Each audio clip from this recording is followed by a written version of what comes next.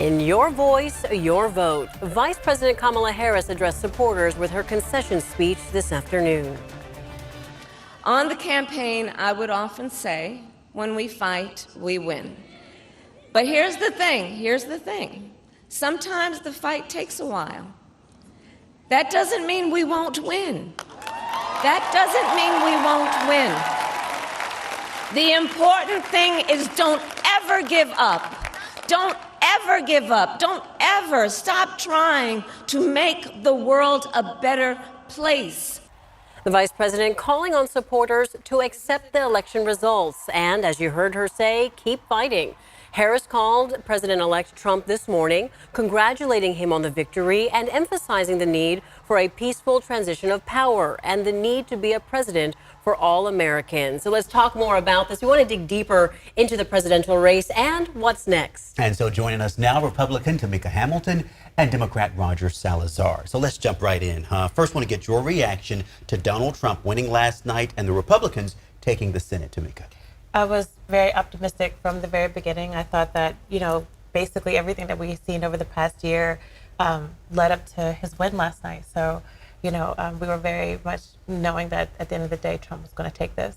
You heard her say, we knew at the end of the day that he was going to take that. How does the Democrat at the table feel about that? I don't know. When I started the day, there was the term that was being used in Democratic circles, nauseously optimistic, at the beginning of the day. Yes. And it turned out, again, one of the things that I guess was deeply concerning for us as political consultants and observers is how wrong all the polls were. And the polling's really got to work on. They got to figure out how they're going to work on modeling the polls going forward, because they were wrong off the charts all over the place. So it really was a surprise to a lot of folks. And maybe that was kind of by design in a way, because at the end of the day, people really wanted to push her over the edge. And sometimes I think polling, especially when it comes to this election, wanted to depress the Republican vote.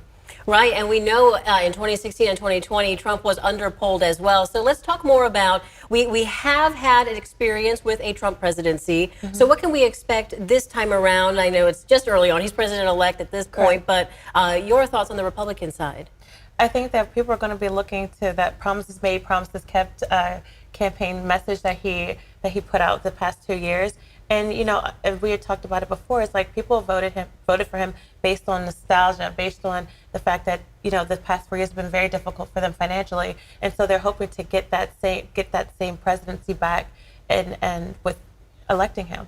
Interesting. And on the Democrat side, now we are 4 years removed from that presidency. There's been more interaction, negative or positive, however you want to say it, between the parties now. What are Democrats expecting with his presidency this time around? Well, I think here in California, we're deeply concerned about some of the rhetoric he's used over the last couple of weeks, where he basically said he was going to punish states that didn't vote for him, withholding, disaster relief, wildfire aid. Hopefully, that's just campaign rhetoric.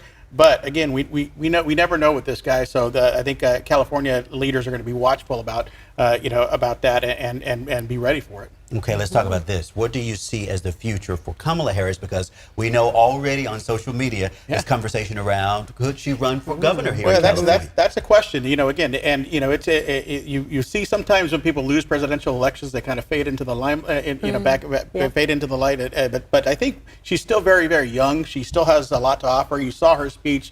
She still has a lot to give. There is speculation on social media already about whether or not she would come back and run for governor. I don't know that she would do that. She might take another shot at it in 4 years. Again, she's very young, so I think that whatever she chooses to do, she's going to have a very good path at it. Of course, because many will say she didn't really get to do a primary this time around, and so maybe she'd want to actually go through the full process the next time around. But the notion of governor here in California for Kamala Harris, what do you think? Well, it's hard for me to see that, and I hate to speak in hypotheticals, but she didn't poll well when she ran for president. So, in the primary. And so I just don't see her doing that. I think she'd be better off, doing speaking engagements, just like. She did win a U.S. Senate race here, though. So. Right, but she wasn't battle tested. That's a little bit different. I mean, we were running against other Democrats where it's kind of a popularity contest here in California. And, it's not as if she was running against, in a purple district and having to really speak to a moderate electorate.